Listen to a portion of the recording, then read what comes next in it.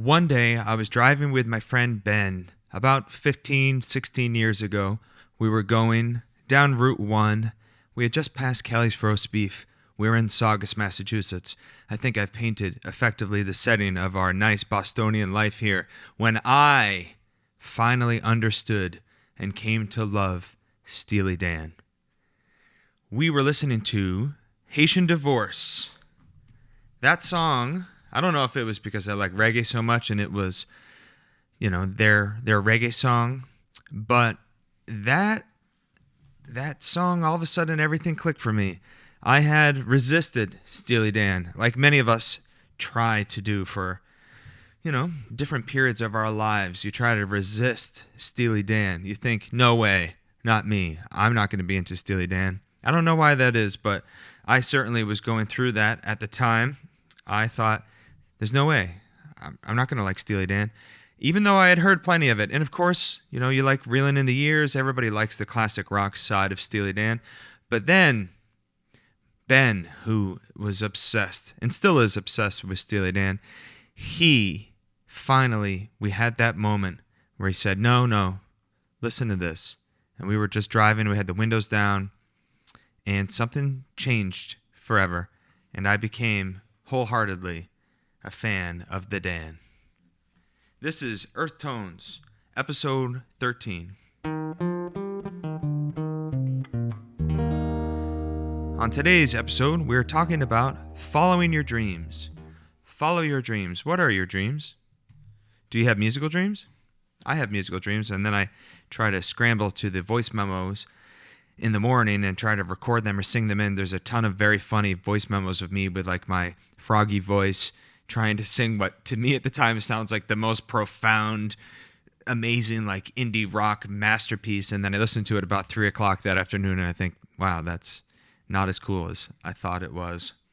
The key for that also is to avoid looking at your messages and emails. I got to get to my phone and like keep my eyes closed until I can get to the voice memo app, because if I start to see what the world has in store for me, I'll lose all the inspiration. All right, Earth Tones episode 13, but first, a sound from our beautiful Earth.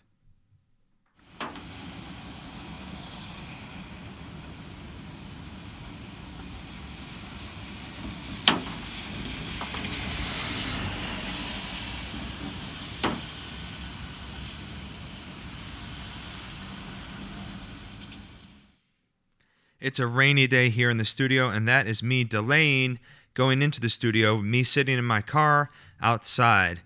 You can hear a couple cars go by. It's a cozy day in the studio. I think a rainy day in the studio is probably my second favorite. Snowy days are probably my top favorite. You have no guilt whatsoever about being in here, and this time of year is especially nice because we don't need the heat yet. And we've already turned off the AC, so it's particularly cozy and quiet today in the studio. For a bit of old news today on Earth Tones episode 13, I was going through the archive. I have these old wooden filing cabinets, and I was looking for a bit of old news. I actually found a few interesting things, but then this popped up. This is the Lanesville Preschool Center's progress report for none other than your friend, Jacob Pardee, age 3 years old. Under language and listening, Jacob listens eagerly to stories and asks questions of concern. He is a caring and reflective listener and can attend for 15 to 20 minutes. His comments are very amusing and thoughtful. We are working with him on using words with his peers to communicate his frustration. He really enjoys singing, music, movement, and plays. This is from May 20th, 1995. So I am 3 years old, and I am apparently still dealing with all of those things 31 years later. Music, dancing, what did it say? Listening eagerly to stories. And I can pay attention for about 15 minutes, and I need to be better with my words so I can communicate my frustration. I feel, wow, it's been 31 years, and that is eerily exactly what I'm doing still. Here we are. This is Earth Tones episode 13. Talking about following your dreams. What are your musical dreams? Do you have musical dreams? I have quite literally musical dreams, and I try to wake up in the morning and I try to record them in the Voice Memo app. Maybe you do that too. If you have some of those musical dreams to send me, send them on by. Okay, this is what I've written for episode 13. Follow your dreams. What made you get into music in the first place? Was it hearing a record, seeing a concert, watching a TV show? As a musician, teacher, and engineer, I get to help people follow their musical dreams. It's very exciting and rewarding to be a part of a musical vision brought to life. Along the way, if you stick with it long enough, show business enters the conversation. Show business, kid. You might be concerned about making it. You may dream about being on the big stage. You may dream about winning a Grammy. Were these the dreams that got you started? Or was it the music itself? Becoming a big star might be a long shot. Making the music might be doable.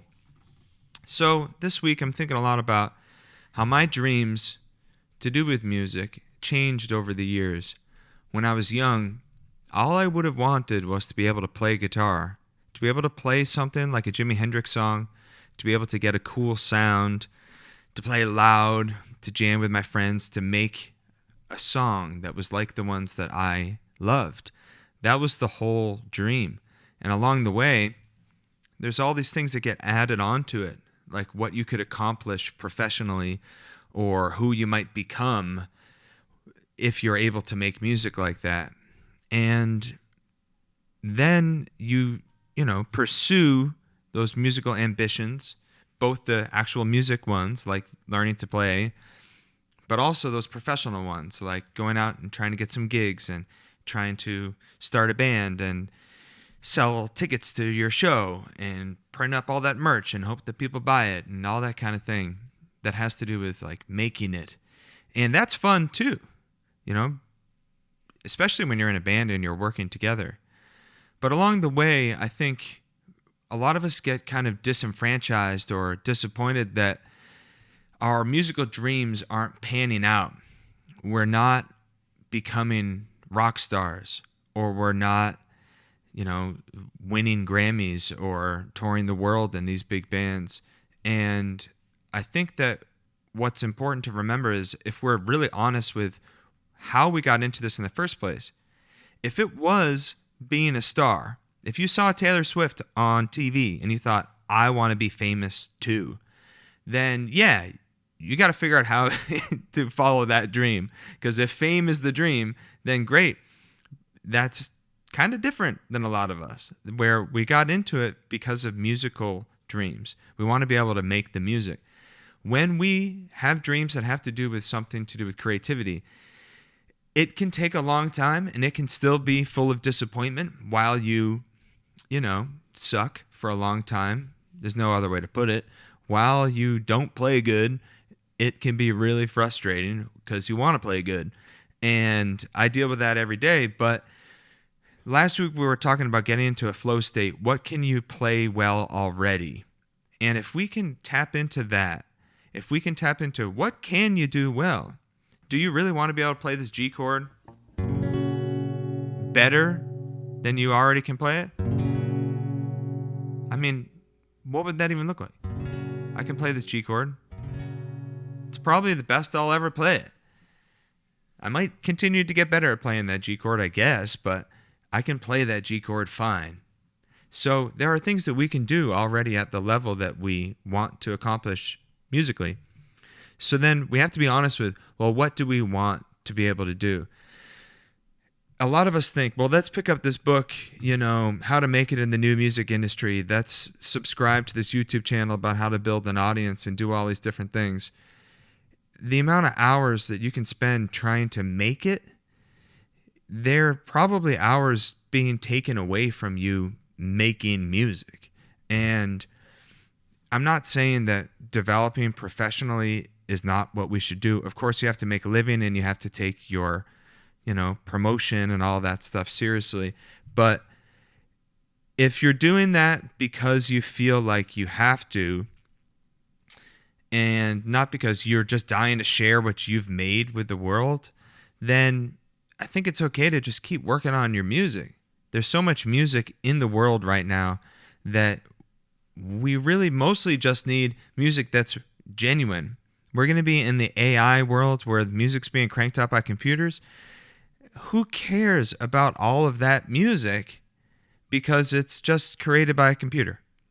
What we need to be able to do is to create the music that could only be made by you.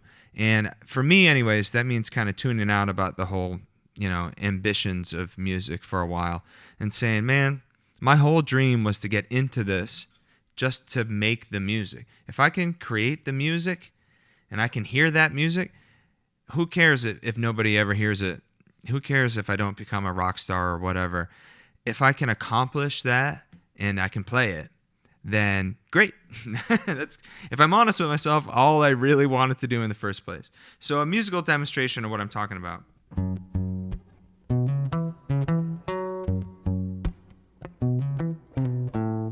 This is a random thing I just played.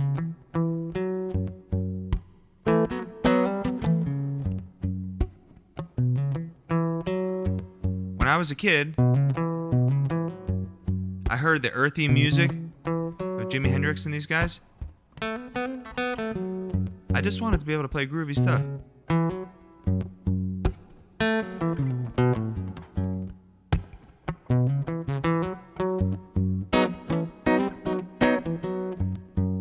That's just a minor pentatonic scale. And just playing something kind of groovy. That you can probably do. In terms of my musical dreams, I'm already living my musical dream. If I can pick up a guitar and completely randomly play something that I would have always wanted to be able to play.